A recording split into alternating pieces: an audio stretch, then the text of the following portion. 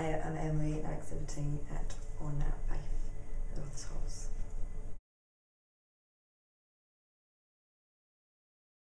And what inspires me is, I suppose I'm most interested in the sort of psychology and psychoanalysis of things in general. I'm fascinated by sort of human mind and manipulation, and then the sort of general themes are sort of advertising and consumerism, gender relations, scopophilia, things like that tend to inspire me to get ideas or how to generate it. I don't think, not the artists inspire me or like nature, things like that. It's more sort of psychology based.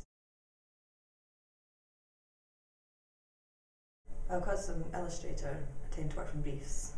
I'm not a fine artist, so briefs that gives me a foundation to whatever the topic or whatever the client wants, and then I'll go off and spend a lot of time researching. It's probably like what most of the time gets spent on, and that'd be through reading and majority of the time reading, scouring the internet, and then sort of a look at what's already been done before, make sure I don't cover any of that, and then I'll, depending if obviously a lot of my stuff just now is more photography based, so if it's like a shoot at all, more time will go into the planning. In fact, the majority of the time will be spent on planning. The shoot will only take like a day. So the plan's totally essential, and then I create sort of mood boards and sort of quick concepts and quick compositions of what I want, and then either the drawing or whatever it is, if it's for illustration based, won't take too long. If it's a photo shoot, that'll only take like a day, 2 max. And then if it's a photo shoot, I spend majority of the time, or my main focus is on the editing, because that's probably like the backbone to my work. Is I spend a lot of time on just general photo retouching, and then I spend a lot of time on manipulation, sort of creating serial collages with that, chopping things up, and that's probably my niche, is the editing process, and then that's the final outcome in the end. Initially, I'll have an idea.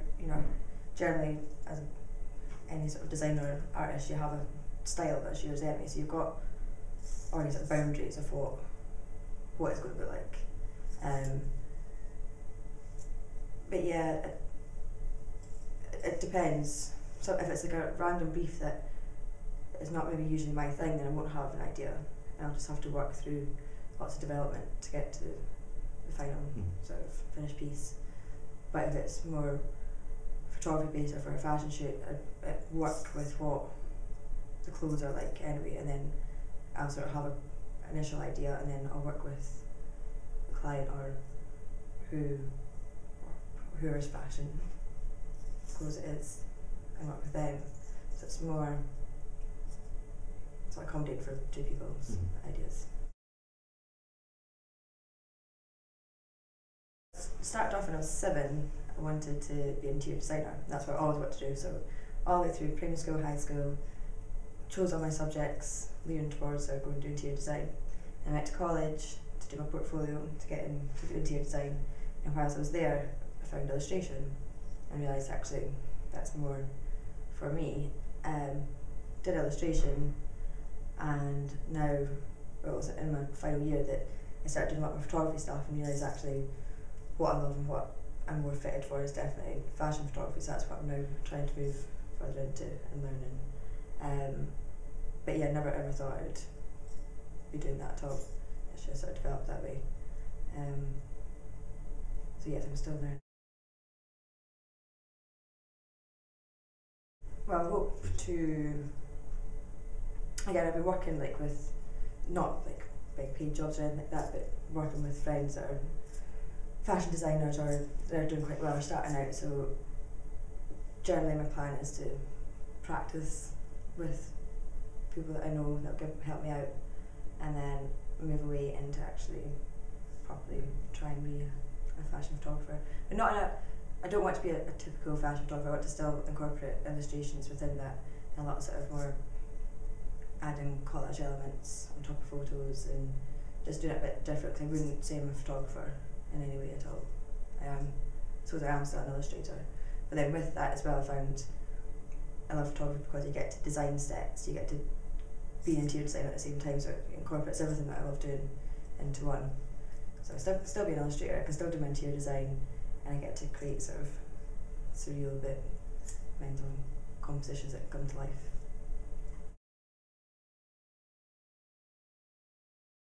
I think with anybody that's creative has that, otherwise you wouldn't be able to do it. But so I'm pretty cynical. And I think just naturally sort of compositions and colours and things like that just come quite naturally. With photography, you sort of got to have an eye for it, which again is just quite a natural thing. It's not. But yeah, I suppose a few things. I like creating something that's so far-fetched from reality that it can't possibly be reality. And I suppose that would have an influence on how I view the world. I don't really, it's boring how it is. Just mix it up and you get a bit different. Yeah. I enjoy the fact that within advertising, they're taking a really saturated aspect of reality and then heavily, saturate that even more to create this ideal, perfect aspect of it, or a viewpoint of life. And there's nothing real about it. It's all completely idyllic. And I like that. I like the sort of escapism of that. And just being able to create something that's not true. So yeah, I suppose that's the beauty of art or being creative in any way. I don't think I make too much of it, because what my themes are things that I actually sort of look back. It's things that happened in the 20s, or I suppose like pop art. That's a major thing. Andy Warhol's touch on consumerism and whatnot. And yeah, I think the things I'm interested in would still be exactly the same, because they're not really current issues. But I suppose the medium that I use would definitely would be the same. It wouldn't be any Photoshop, so it would be without.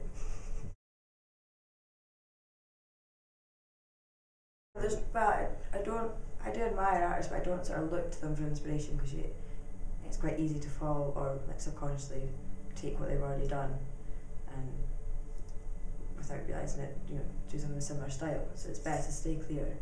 You're being totally true to yourself and not be too influenced by anybody else. But no, the artists that obviously like the sort of Dadaism and surrealist movement have heavily influenced sort of what I like, and again fashion photographers like Rankin or Miles Aldridge, absolute heroes. But yeah, try not to look at their work too much.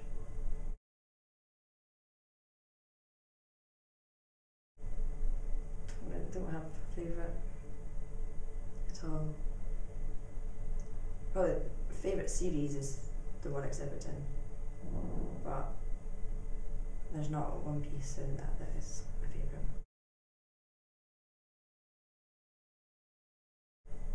And I'm fascinated how firstly how it came about, how we came to have sort of consumerism in the first place, how we have so much stuff, and how advertising works and psychology behind it. And it was through a guy called Edward Bernays, who invented public relations, and he was Sigmund Freud's nephew, and he basically stole his uncle's theories of psychoanalysis to tap into the unconscious of the masses, to make them link emotional connections with inanimate, with just sort of objects. And in order to do that, by creating an emotional trigger, he changed America from a needs culture to a desires culture, for people to actually want things. and I found that fascinating in the first place. And then I'm fascinated by how the use of gender relations and how we can define who we are and what we are meant to be through advertising and media. And so particularly how women are portrayed in, for this series, it was advertising. That sort of general media, more advertising. And I'm fascinated how basically we become, that's the process of scopophilia, so we participate in male gaze. So both male and females are gazing at the female, and the gazer is always superior to the one being gazed. And I think it's to understand advertising or what is being projected or forced upon us. I don't think of it in a negative way, but I think it's important to understand it and decode it. And so I want people to look into it a bit more and actually look at adverts of what they are, because you look at them and don't think much of it, but in a further inspection, or if you know sort of the psychology behind it, you'd actually break it down a bit more. So I'd like to take away that. I would also just like to understand just propaganda and power of media and advertising, just to question things a bit more. Just to have a bit more of a think about things you see all the time. Neither like for and against it, I'm just totally fascinated by how just the psychology of how things work, how we can be so manipulated into something, or just our subconscious, and how it's just totally the norm today. We don't even question it at all. And how that's actually one guy that basically started all this. So it's not saying this is wrong, or how women are portrayed as wrong, or sort of how things are defined, because with sort of how gender relations are defined, it gives us structure, it gives us stability to be able to know, okay, that's what a boy does, that's what a girl does. But at the same time, how much we've sort of developed and progressed, I think we need to definitely start questioning things, and just an awareness is, I think, the key. I'm really patriotic, but I don't think my work, I think I could sort of, you can tell I'm British in some way, but I don't think it's that, I don't think Scotland's had that much of, or my work doesn't sort of show that I'm definitely from Scotland, but without being from here, or without growing up the way I have, I probably wouldn't have the viewpoints that I have. But again, I don't think it's, I'm not a fine artist that paints hills, and you can tell I'm definitely Scottish. I wouldn't say it's that connected.